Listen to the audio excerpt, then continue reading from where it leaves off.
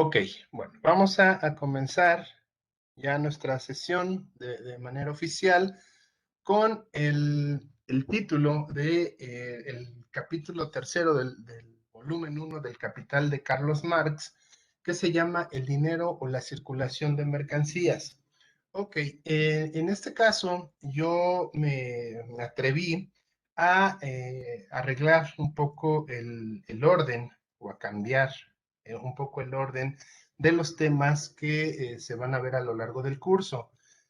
Creo que es más fácil entender cómo ha sido la evolución de la concepción del dinero si nosotros lo vemos desde un punto de vista más cronológico que uno visto por escuelas, cómo está originalmente pensado el plan de estudios, ¿no?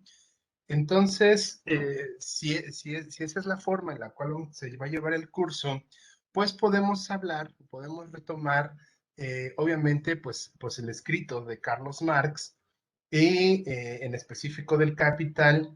¿Por qué? Porque, bueno, muchos de ustedes me dirán, bueno, pero antes de Carlos Marx hubo otros economistas, y sí, efectivamente hubo otros economistas, pero esos economistas, como podrían ser Adam Smith, como podrían ser David Ricardo, como podrían ser Kesney, incluso con los fisiócratas, eh, no le veían mucha importancia en ese momento todavía hablar en sí de lo que es el dinero. Incluso se podría decir, o hay quienes aseguran, que el dinero, realmente ya hablar del dinero, estudiar el dinero como tal, se vuelve un tema un poco complicado, algunas veces hasta escabroso, dirían algunos, y pareciera en algunos casos que hasta intencionalmente se ha evitado hablar del dinero. O sea, existe, es necesario, pero es mejor dejarlo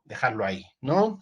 Y nosotros podemos observar que alguien que ya realmente empezó a tratar de explicar lo que era el dinero, pues fue justamente Karl Marx con, con su obra maestra, ¿no? Que sería justamente el Capital. Ahí vemos un poco cómo conciben en ese tiempo, cómo se concebía en ese tiempo, pues lo que era en sí el dinero.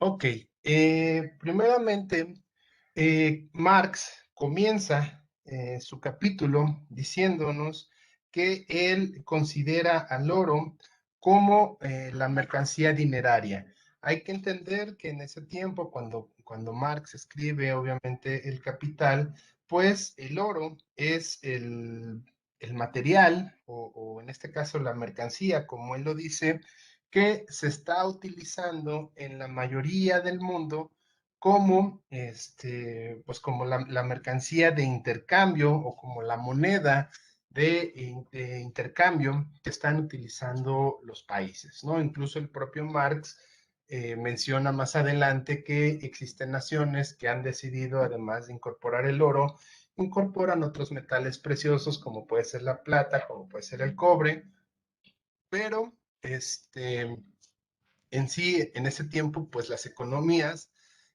basan su dinero justamente en metales preciosos, ¿no? O la mayoría de las economías, porque bueno, pues podremos, si nosotros investigamos un poco más, podremos darnos cuenta que obviamente hubo otras sociedades que utilizaban algún otro material o alguna otra mercancía como medio de pago, ¿no? O como dinero.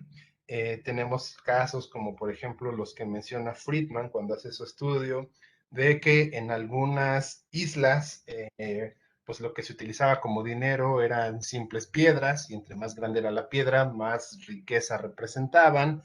O bien, bueno, pues lo que siempre hemos oído en el caso de la América prehispánica, en específico de lo que sería los mexicas. Los mexicas, bueno, pues a final de cuentas hemos leído algunos libros que nos dicen que la moneda que se utilizaba o el dinero que se utilizaba era el cacao, ¿no? Pero bueno, en este caso, Marx, al ser europeo, pues hace su estudio sobre una comunidad europea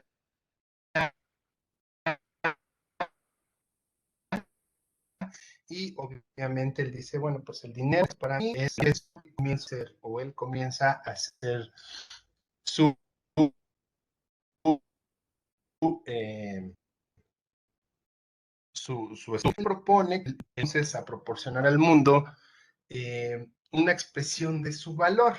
¿Por qué? Porque dice, bueno, el oro a final de cuentas, una de las características que tiene en comparación con el resto de las mercancías es justamente que es de las pocas mercancías que todo mundo va a aceptar o que todo mundo va a codiciar, ¿no? Difícilmente alguien que le ofrezcan oro va a rechazarlo, mientras que el resto de las mercancías, pues sí va a tener más lo que más adelante vamos a ver y que Marx considera el valor de uso, ¿no? O sea, un lienzo como él habla, o un libro, o todos los ejemplos que nos pone ahí en el libro, pues tendrán cierto valor de uso para algunas personas, pero no para todos. Tan es así que el que llega a vender esas mercancías, pues realmente le ha perdido ese valor de uso. Para él es algo que está, pues, no es la palabra correcta, pero podríamos decir que está desechando, ¿no? Es algo que a él ya no le implica ningún tipo de valor y está dispuesto a deshacerse de eso para poder adquirir aquellas mercancías que realmente van a satisfacer sus necesidades. Si nosotros recordamos nuestras clases de introducción a la economía, pues alguna vez, yo creo que alguna vez algunos de sus profesores les debió de haber comentado que justamente el chiste de la economía consiste en que el ser humano tiene necesidades infinitas, pero recursos escasos, ¿no? Y esa es justamente una de las tantas funciones que se supone debe de cumplir la economía.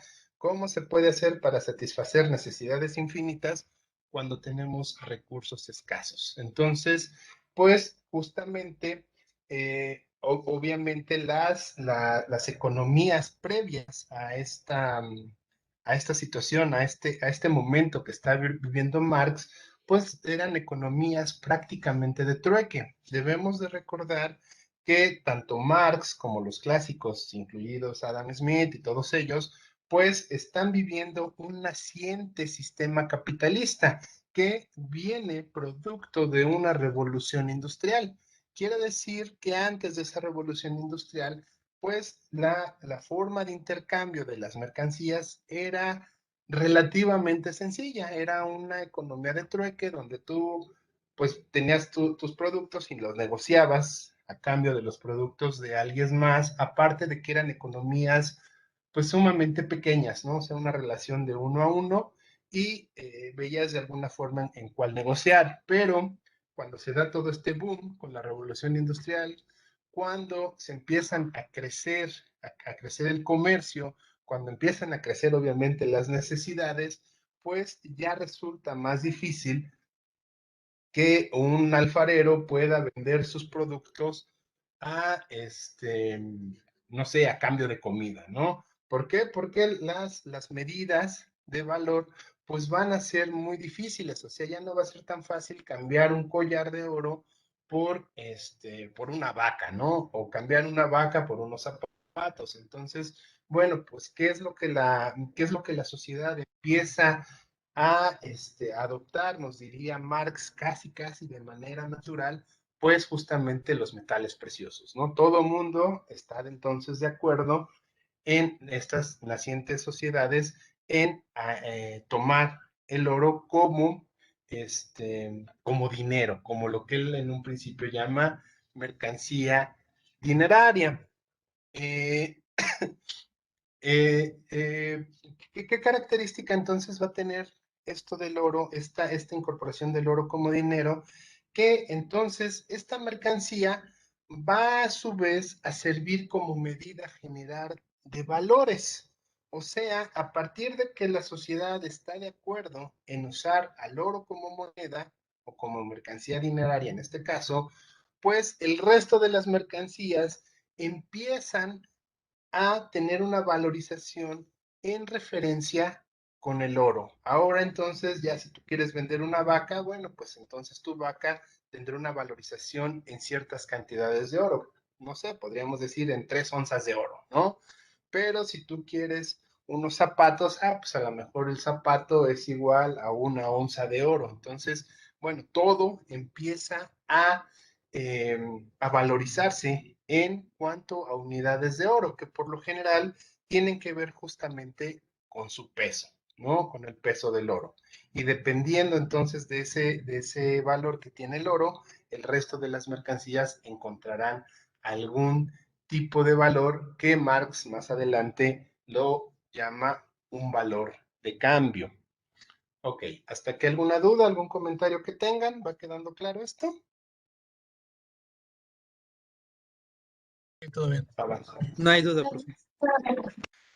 Ok, Marx, debemos de recordar que Marx viene con toda la aportación teórica que habían hecho previamente lo que el propio Marx llama los clásicos, ¿no? Sobre todo la influencia en cuanto a economía que tiene Marx, porque recordemos que Marx tiene más bien una formación filosófica y de derecho, o sea, Marx está creado por ahí, pero tiene obviamente mucha afinidad hacia la economía, ¿no? Y de hecho sus escritos, bueno, pues empiezan a ser sobre economía.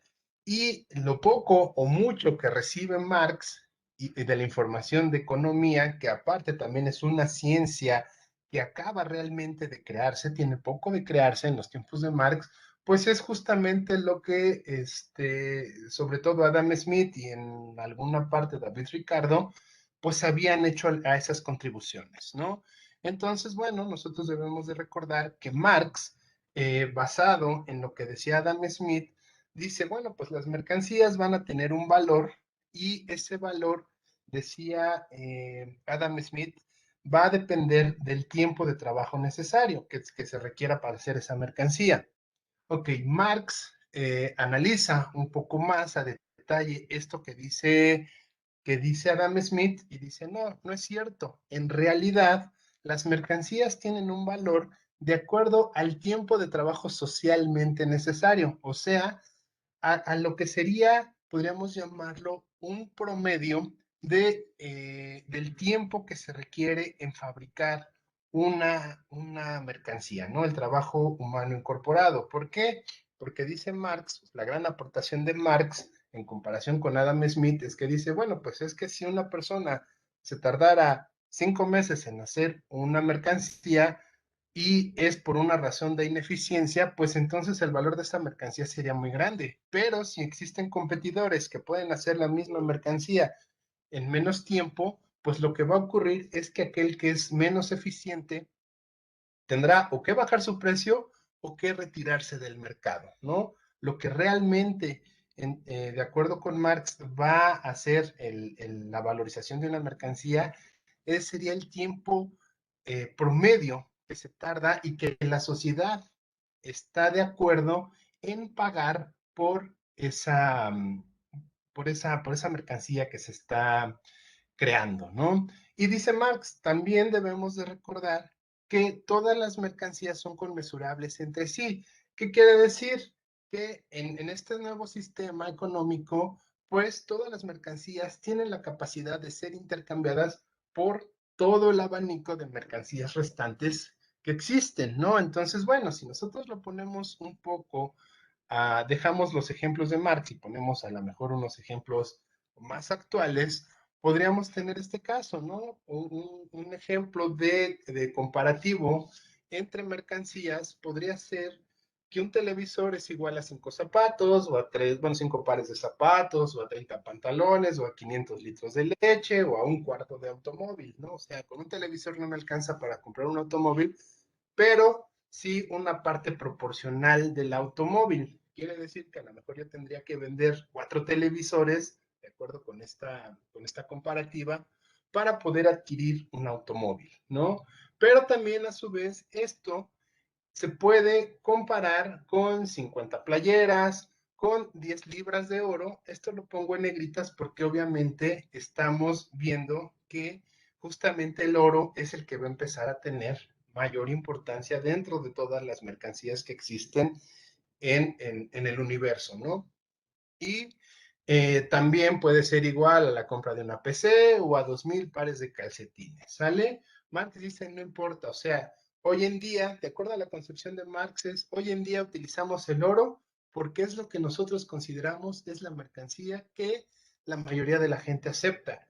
Pero Marx está de acuerdo en que es probable que la sociedad vaya avanzando y entonces ese patrón oro se puede ir sustituyendo por otras cosas. Puede ser, él vislumbraba que podía ser en un primer momento por a lo mejor otro metal precioso como era la plata, ¿no? Debemos de recordar que justamente, bueno, pues existe todavía la extracción de las grandes minas de plata que se encuentran en México, que se encuentran en Perú, y justamente toda esa plata pues está llegando a Europa, ¿no? Entonces, bueno, pues esa plata, considera Marx, puede incluso llegar a sustituir el oro. ¿Por qué? Porque el oro se empieza a volver cada vez más escaso, y entonces al volverse más escaso, pues eso va a ir haciendo que sea más difícil conseguirlo, y entonces si antes se requería una onza de oro para comprar un zapato,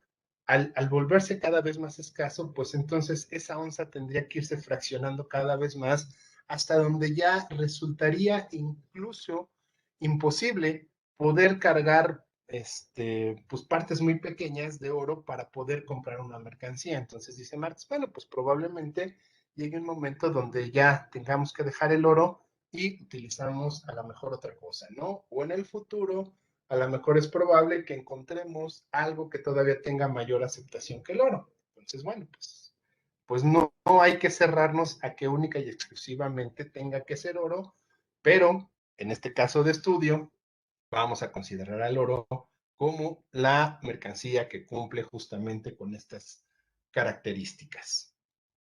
Ok, vamos a avanzar entonces.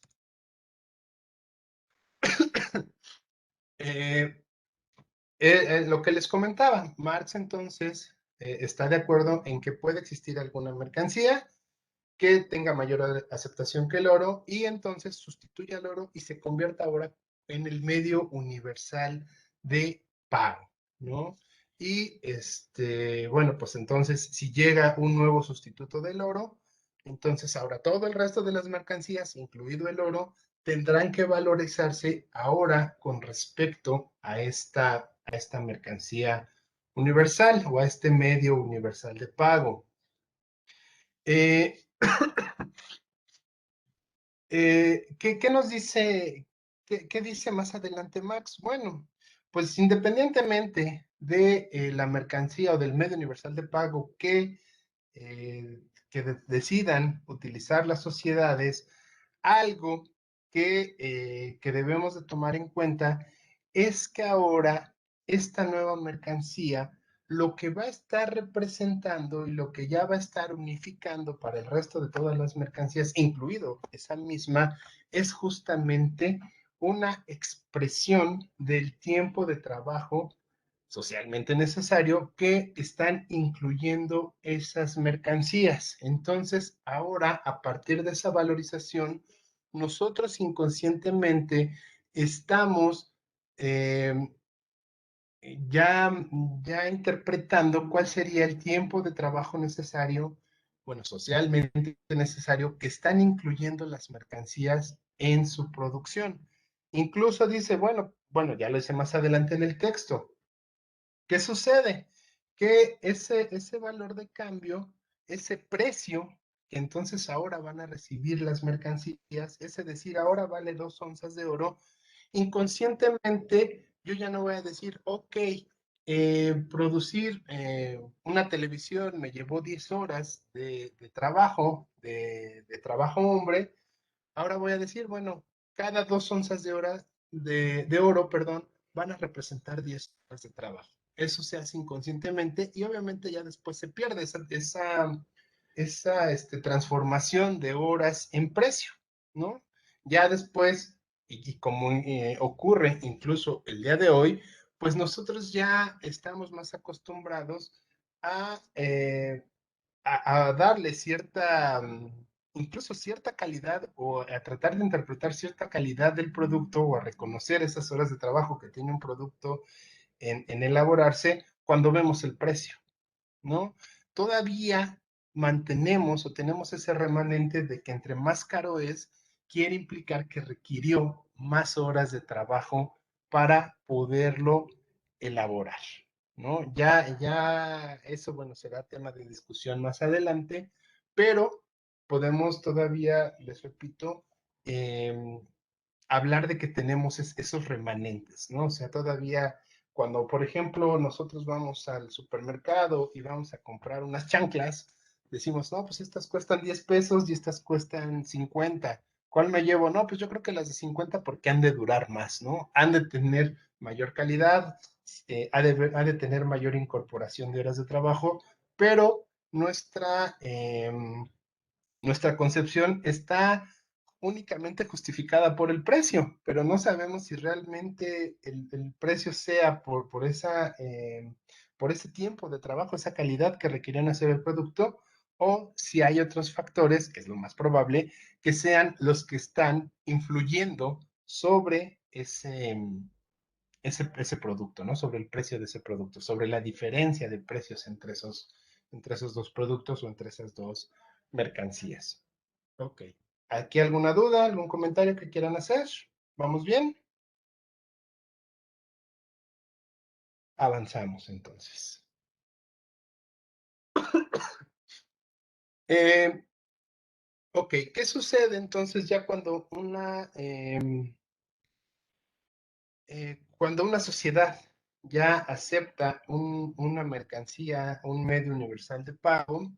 Pues entonces, ahora sí vemos que ya la relación cambia un poco, ¿no? Ya tenemos ahora sí una mercancía única, que serían en este caso las 10 libras de oro.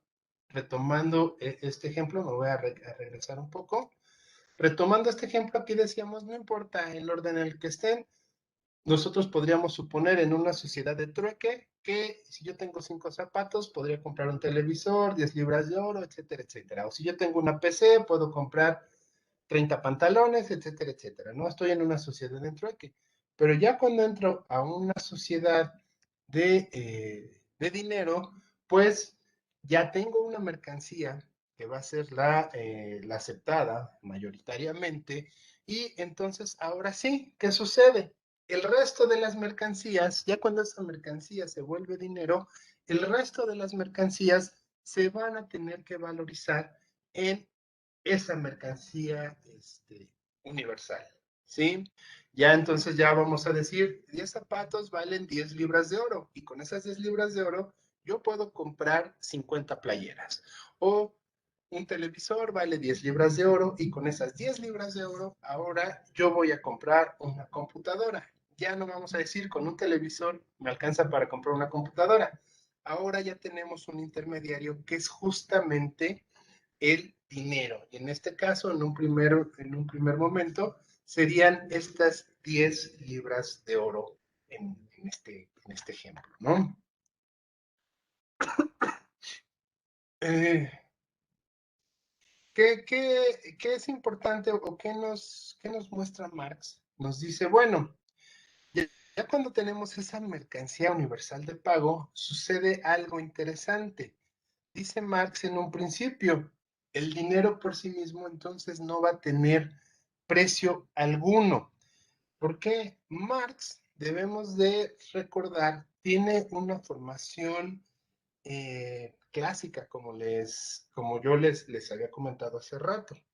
Entonces, bueno, pues prácticamente esta concepción de que el dinero por sí mismo no tiene precio es un concepto que la escuela clásica, incluso hoy en día ya el nuevo consenso monetarista, llega a seguir con esta afirmación, ¿no? A pesar de que tiene sus peros y sus bemoles, todavía hoy en día se sigue teniendo esta concepción de decir sí que el precio que el dinero por sí mismo no tiene precio. O sea, el dinero es solamente un medio de intercambio, pero no es posible concebir bajo esta lógica que el dinero pudiera venderse. O sea, suena hasta, si nosotros lo vemos filosóficamente, pues suena hasta irreal, ¿no? Decirte, ok, te voy a vender dinero. ¿Cómo me vas a vender 5 pesos si valen 5 pesos, ¿no? O sea, no tendría realmente alguna, alguna lógica de acuerdo con esta percepción. Eh, y es esta razón por la cual dice Marx, ok, entonces el dinero por sí mismo no puede ser considerado como una mercancía. Marx considera que aún en ese tiempo, y algunos consideran que incluso aún hoy en día, las personas siguen negociando las mercancías por el tiempo de trabajo socialmente necesario que esté incorporado en ellas. Recordemos que trae esa formación de racionalidad y entonces no se concibe que la sociedad acepte mercancías que no representen el tiempo de trabajo socialmente necesario que se requirió para hacerlas. O sea, si la sociedad ve que no sé, que crear una mochila cuesta, no sé, 10 horas y por esas 10 horas se pagan 10 onzas, para la sociedad sería prácticamente imposible pensar que existiera una mochila que costara 50 onzas, porque entonces eso no sería del todo racional. ¿Sale? ¿Dudas? ¿Comentarios? ¿Quedó claro esta parte? Ok. Sí, profesor.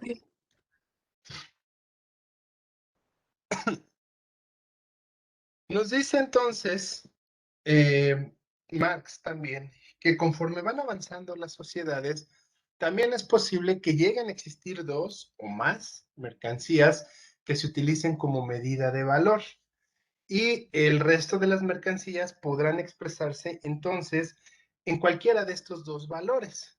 Pero algo que entonces se tiene que asegurar es que estas dos mercancías o tres mercancías que existan como medida de valor deben de tener entre ellas siempre una relación que sea estable e inalterada. Por ejemplo, él nos dice, bueno, ya en Europa vemos que la escasez del oro pues no está permitiendo que el sistema funcione únicamente con oro. ¿Por qué? Porque cada vez es más escaso el oro y cada vez existe mayor necesidad de estar comerciando, ¿no? El comercio está creciendo cada vez más de manera exponencial y el oro en sí, bueno, pues es una mercancía o un bien que no está creciendo a esa velocidad. Por lo tanto, bueno, pues las economías se ven en la necesidad de tener que ir adoptando otras mercancías que puedan ayudar a estos intercambios, ¿no? Marx menciona lo primero que ocurre, pues es la plata. La plata es un metal precioso que también es aceptado, obviamente no tanto como el oro, pero también está ayudando a las sociedades a poder funcionar, ¿no? A poder servir con esa función de dinero. Y dice Marx, bueno, pues entonces lo que se establece en el caso de Inglaterra, que es el caso que él estudia, pues la relación entre el oro y la plata es de 1 a 15 y obviamente las autoridades pues velarán porque esa relación del oro y la plata se mantenga en esa escala, ¿no? ¿Qué quiere decir? Que entonces 1 onza de oro equivale a 15 onzas de plata. Y entonces, bueno, pues ya la gente sabrá que puede recibir oro o puede recibir 15 veces la misma cantidad o el mismo peso, pero en plata. Y es necesidad entonces de las autoridades que esa relación se mantenga siempre estable. ¿Qué puede suceder? Incluso Marx lo maneja. Bueno, puede suceder que por alguna cuestión de oferta o de demanda, en este caso, a lo mejor el precio del oro se incremente. Pero, ¿qué es lo que va a buscar las autoridades? Bueno, las autoridades tendrán que buscar que si el precio del oro se eleva, entonces automáticamente el precio de la plata tenga que elevarse en la misma proporción. ¿Con qué intención? Con la intención de mantener esa relación inalterada entre estas dos mercancías que ahora están funcionando como dinero. Obviamente, eso es por lo único que se va a velar. ¿Qué va a suceder? Que efectivamente, si el precio del oro y de la plata suben, pues algo que sí se puede afectar es el precio justamente del resto de las mercancías, que esas sí se van a encontrar libremente, ¿no? Entonces, bueno, pues si antes costaba 10 onzas y ahora de oro y ahora cuesta 11 onzas o 12 onzas, bueno, pues ni modo, ese será, no lo maneja Marx porque todavía no existía muy bien el concepto de inflación, pero ese será un problema de precios que se da justamente por la subida del oro y en sí por el propio material. O si el precio del oro baja y entonces ahora en vez de 10 onzas vale 8, vale 7, bueno, pues también entonces relativamente el resto de las mercancías será más caro, ¿no? Ya con menos oro podrás adquirir, perdón, con una mercancía podrás tener mayores cantidades de oro y de plata, pero lo que hay que mantener siempre es esa relación en lo que nosotros tenemos como sociedad aceptado como una mercancía eh, de pago, ¿no? Una mercancía dineral. Eh, ¿Alguna duda? Avanzamos, entonces. Eh,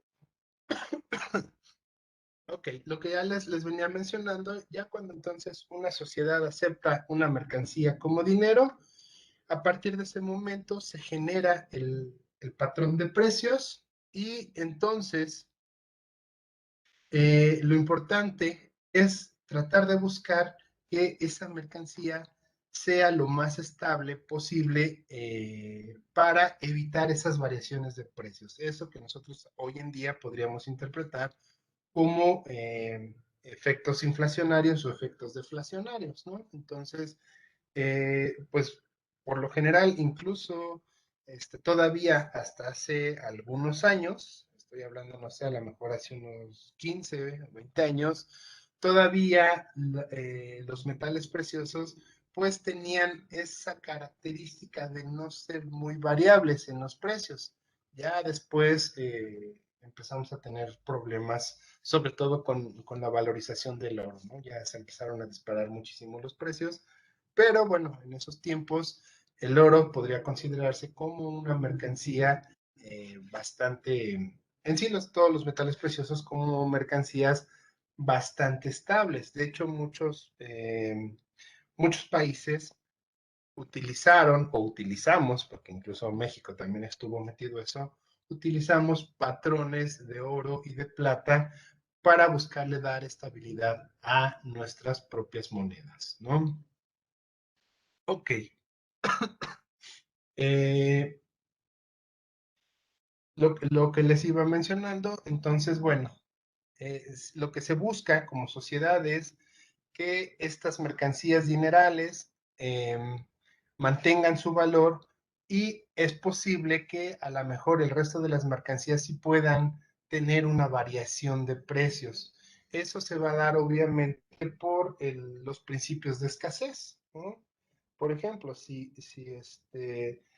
tú te dedicas a vender, no sé, frutas de temporada, como pudiera ser a lo mejor la calabaza, la calabaza que vemos ahora en Halloween, ¿no? La calabaza naranja, bueno, pues si está cercano a los meses de octubre y noviembre, pues es muy probable que el precio de la calabaza sea relativamente barato. Pero conforme va pasando el tiempo, si es que tú todavía tienes de esas calabazas, pues obviamente los precios se van a ir incrementando porque es fruta de temporada y difícilmente lo vas a ir consiguiendo, ¿no? Hasta el siguiente año que otra vez vuelve a ser temporada de calabaza. Y así como eso, bueno, pues muchos productos sabemos que son de temporada, ¿no? Sobre todo los productos perecederos. Pero los metales preciosos, repito, o en este caso las mercancías de dinerales, siempre tienen que tratar de mantener fijo y estable su valor. Eh, nos dice Marx entonces que conforme se va avanzando con las sociedades, pues justamente eh, la, la, la, la practicidad empieza a ser que la gente utilice entonces ahora ya precios y además utilice ya ciertos nombres que se le van dando a las representaciones del dinero. En un principio, dice Marx, ok, bueno, pues tú podías vender tu trigo, como dice ahí en el ejemplo, y esperabas que se te pesara el oro y de acuerdo a tener una onza de oro, bueno, pues en ese momento podías cambiarlo por, en este caso, en este ejemplo, un cuarto de trigo, ¿no? Y por lo general, al principio, estos cambistas o estos comerciantes, pues lo que hacían justamente era tener una balanza con ellos, ¿no? Entonces tú llegabas, pesaban el oro que traías y de acuerdo a lo que pesaba era la cantidad de producto que podías adquirir. Pero ya después esos pesos se empezaron a transformar en lo que hoy ya comenzamos a ver como divisas, ¿no?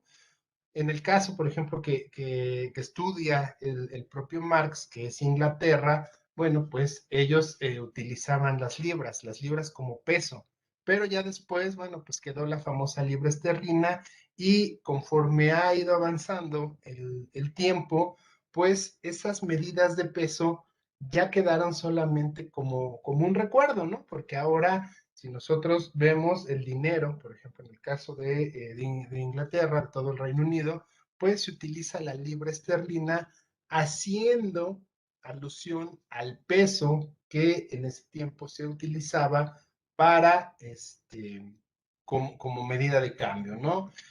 Incluso, bueno, pues nosotros tenemos el peso, que justamente es una medida de cierta cantidad de metales preciosos y de acuerdo a lo que pesaban, pues era esa unidad monetaria, ¿no? Y ya de ahí, bueno, pues ya es de donde muchas de las monedas que hoy conocemos empiezan a recibir sus nombres. Eh,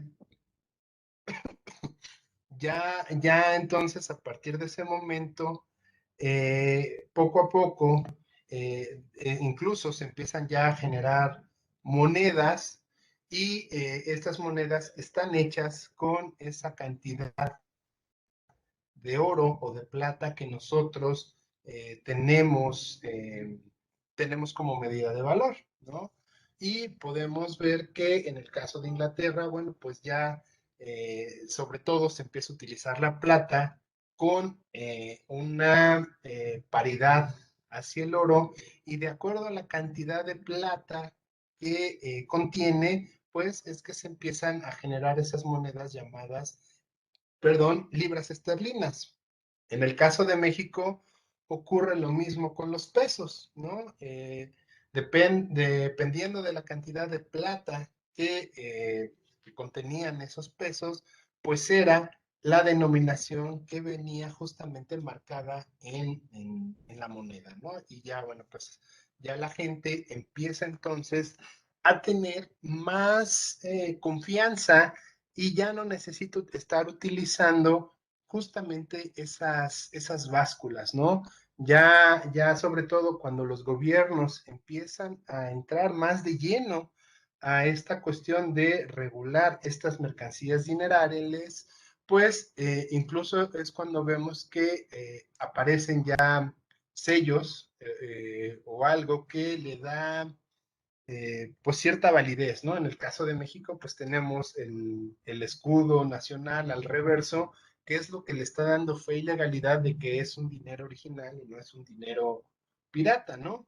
En el caso de Inglaterra, bueno, pues lo que viene es el efigie de la reina o del monarca que estuviera en turno, y eso le da veracidad a esa moneda que se está creando. Repito, entonces ya eso hace que se sustituyan las balanzas y ya la gente va a poder estar cargando monedas porque tiene la seguridad de que esa moneda está incorporando el metal y la cantidad de metal que dice que se tiene, ¿no?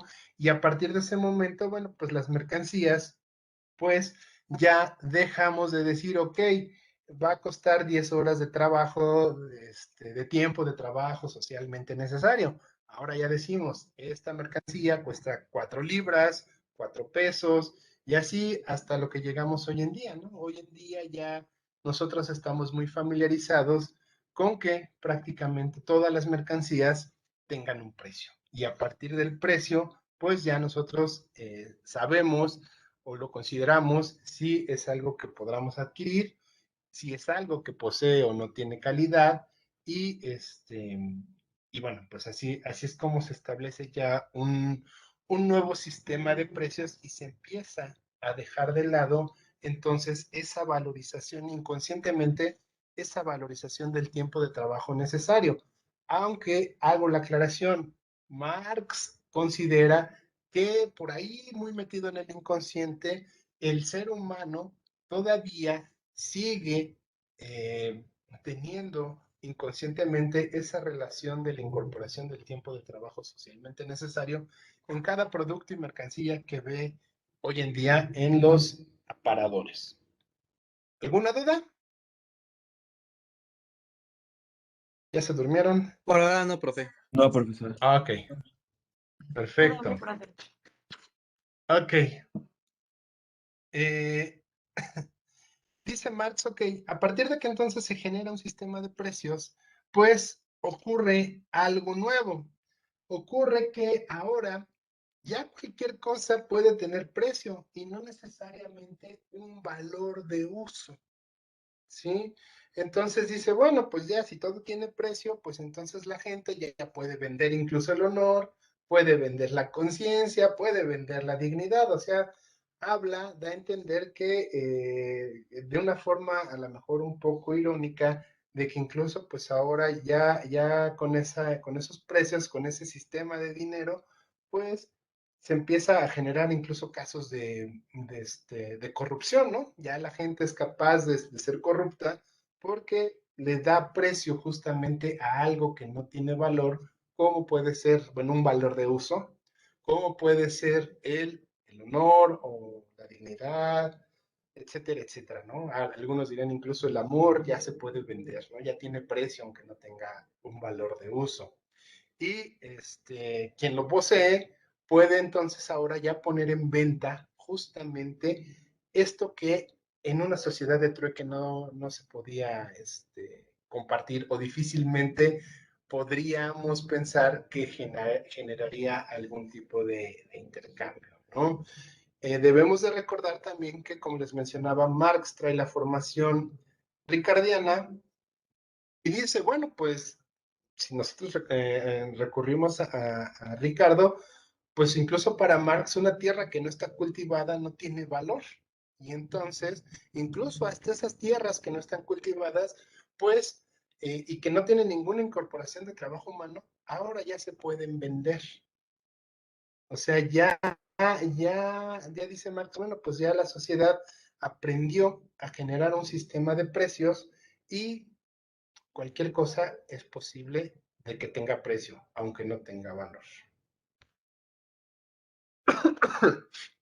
eh, ok, ¿cómo entonces, ya que entonces tenemos este sistema de precios, nos dice Marx, bueno, pues ahora ya resulta más fácil que quien posee alguna mercancía, por lo general en estos tiempos esa posesión de mercancías estaba más relacionada con gente que sabía producir algo y lo vendía, ¿no? Difícilmente encontrábamos en esas sociedades distribuidores o comercializadoras, pero ¿por qué? Porque todavía era una sociedad todavía un poco sencilla, ¿no? Entonces dice, bueno, pues aquel que posee una mercancía puede ser que, por ejemplo, el zapatero, pues se dedica a hacer zapatos, pero pues ya nada más con que tenga los de él y de su familia, hasta ahí se acabó el valor de uso. El resto de zapatos que pueda producir, porque eso es lo único que sabe hacer, pues ya serán mercancías sin valor de uso para él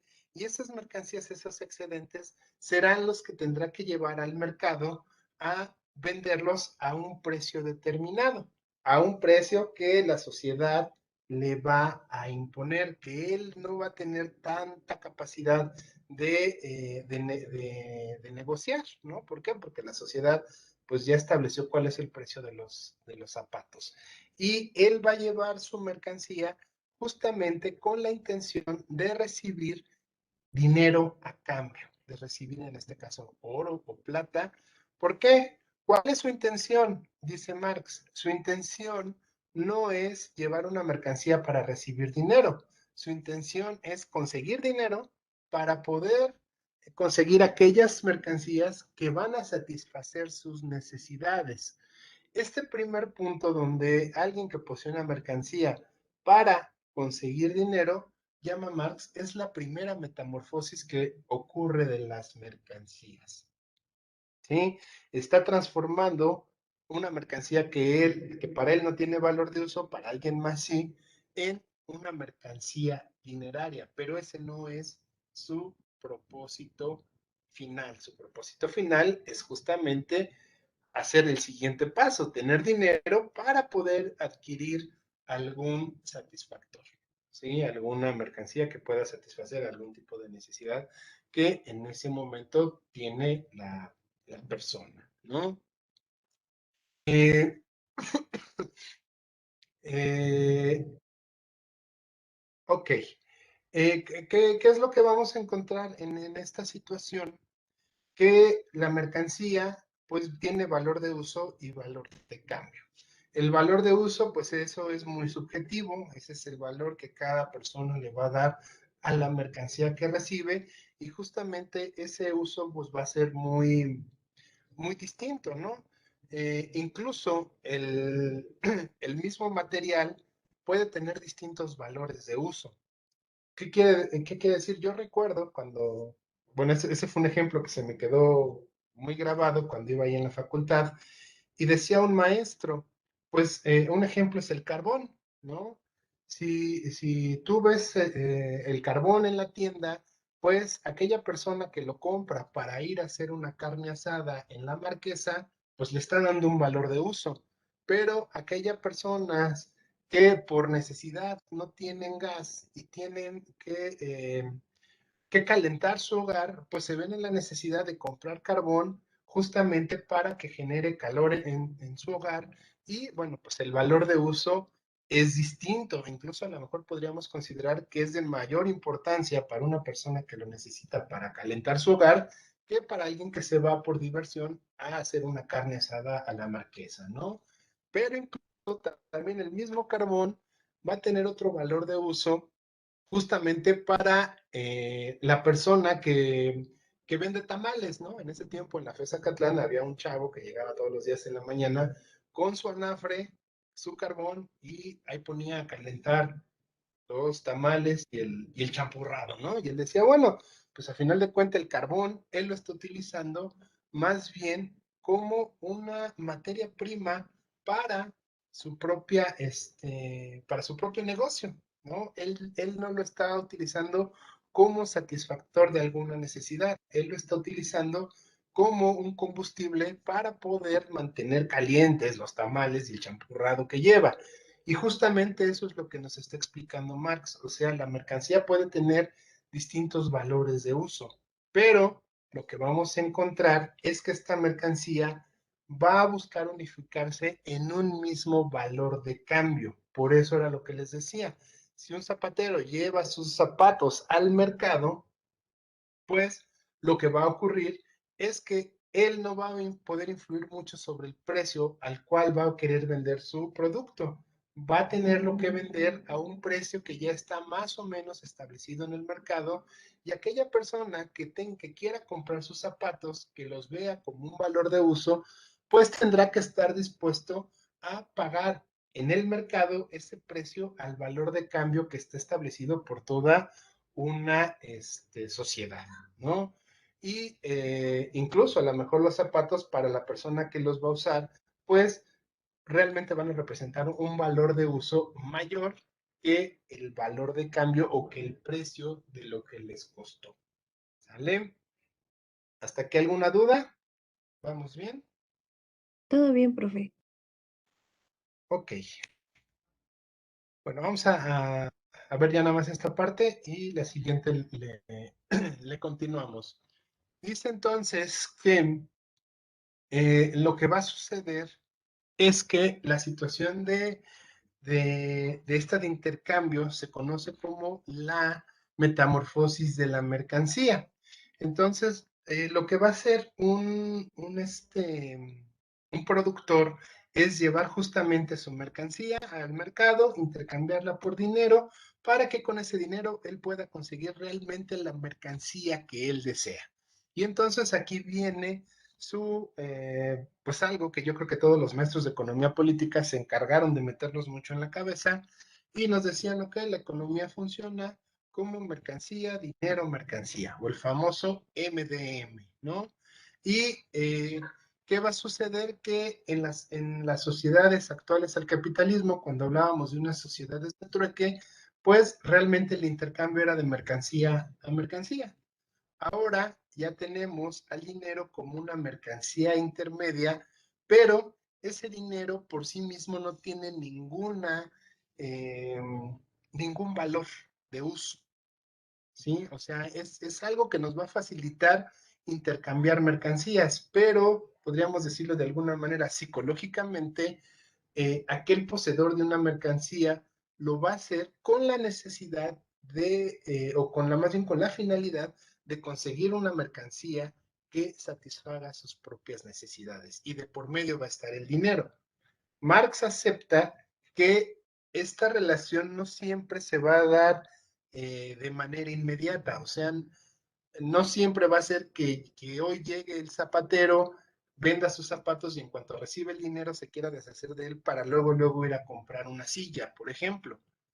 Marx dice, bueno, ahí también tenemos ciertas cuestiones de temporalidad donde es probable que el zapatero pues lleve sus zapatos, tenga el dinero, a lo mejor lo tenga un tiempo con él, pero en algún momento su finalidad última es justamente cambiar ese dinero que no tiene valor de uso para él en alguna mercancía que sí lo tenga. O incluso el problema se empieza a complicar un poco más, obviamente, cuando dice, bueno, hay que también darnos cuenta que no todas las mercancías tienen el mismo precio. Entonces, si tú por lo general eh, creas una mercancía de un valor más bajo que la mercancía que tú ansías, por ejemplo, el caso de zapatos contra un automóvil, pues entonces vas a tener que requerir ir varias veces o llevar bastante mercancía a el mercado para conseguir el dinero suficiente que te alcance para comprar esa mercancía que tiene mayor valor. En el caso inverso, lo mismo, ¿no? O sea, a lo mejor habrá quien tenga que vender un coche porque lo que busca es comprarse unos zapatos. Entonces dice, bueno, pues venderé el coche, obtendrá ese dinero por el coche, obviamente podrá irse a comprar los zapatos, pero le quedará dinero en reserva, que buscará la manera de deshacerse de él para después, posteriormente, ir buscando algunas mercancías que vayan satisfaciendo sus necesidades. Ok, si me permiten, dejamos hasta aquí la grabación, bueno, más bien la clase del día de hoy, y antes de terminar la grabación, les pregunto si tienen alguna duda, algún comentario, alguna aportación que quieran hacer. Yo, profe, ¿Qué pasó? yo tengo un comentario. Ujú. Bueno, yo estaba leyendo este capítulo, O sea, me pareció que muchas cosas, pues obviamente tenía razón. Creo que son cosas que la mayoría de los autores concuerdan, por lo menos los que yo he leído, pero sí siento que a lo mejor también no sé si por el año en el que fue escrito El Capital o algo por el estilo, eh, se podría complementar todo ese análisis con la parte conductual, ¿no? Porque yo había visto un debate entre Zizek y Peterson, y bueno, Zizek es un filósofo, pero Peterson es un psicólogo canadiense, y mencionaba esto, ¿no? Que él no veía a veces en Marx el aspecto conductual de las personas, y creo que en ese aspecto del dinero es más sobresaliente, ¿no? Que muchas veces, pues sí, Marx entendía que el dinero a lo mejor era representación del trabajo, como sea, ¿no? Pero las personas muchas veces no lo vemos o no lo ven así, y para ellos, pues el dinero representa muchas otras cosas aparte de trabajo simplemente. Entonces, sí creo que estaría bien complementarlo con esa parte psicológica que, por ejemplo, Keynes sí considera, ¿no? Ok, Leonel, gracias. Sí, efectivamente, digo, Marx es de los primeros que intenta justamente de estudiar el dinero, porque les repito, antes, pues como que nadie se metía con eso, ¿no? O sea, hay autores que vemos que tal cual escriben, pues no es algo que debiera de tomar importancia, o sea, como que para qué estudio algo que no es relevante, si simplemente es una mercancía de intercambio para muchos. Y entonces, bueno, Marx es el primero que se atreve a tratar de explicar, ¿no? De explicar qué es, de explicar por qué sucede y de explicar qué consecuencias tiene.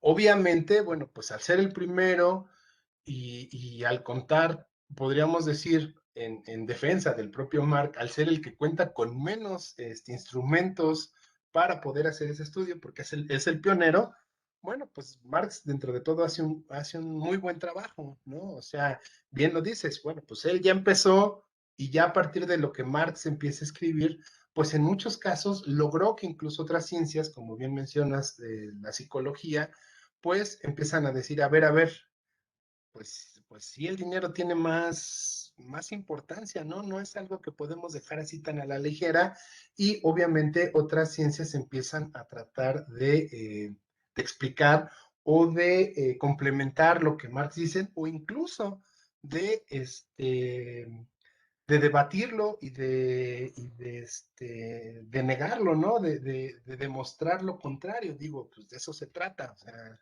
no hay verdades absolutas, afortunadamente. Y como bien dices, bueno, pues ya Keynes lo empieza a tomar, pero bueno, pues Keynes ya estamos hablando de 1939. Marx pues fue como 100 o 200 años antes, ¿no? Entonces hay que darle también su mérito a nuestro amigo Marx, ¿no? Y de eso se trata justamente esta materia. O sea, vamos a ir viendo cómo el dinero, esa concepción del dinero, se vuelve cada vez más compleja. O no sé, ya iremos viendo, a lo mejor nos estamos ahogando en un vaso de agua, como dicen por ahí, y a lo mejor no es tan compleja y nosotros nos estamos acomplejando. De eso se trata justamente esta materia. ¿Sale? Muchas gracias por la participación, Leonel. No sé si hay alguien más que quiera participar, que quiera decir algo. ¿Todo quedó claro? ¿Ya nos estamos haciendo marxistas? Sí están sirviendo las clases de economía política. Perfecto. Todo Ni claro, profe. siquiera Marx era marxista, profe. Bueno, Marx no era marxista, Marx era clásico. Decir que Marx era marxista es un error. Es como decir que Él mismo Keynes lo era dijo. keynesiano. No, pues es que nadie puede ser la doctrina que profesa. Pero bueno, ok, entonces suspendo aquí la grabación. Al rato la comparto en Classroom y la subo a YouTube y les comparto el link ahí en el propio Classroom. Voy a detener esto.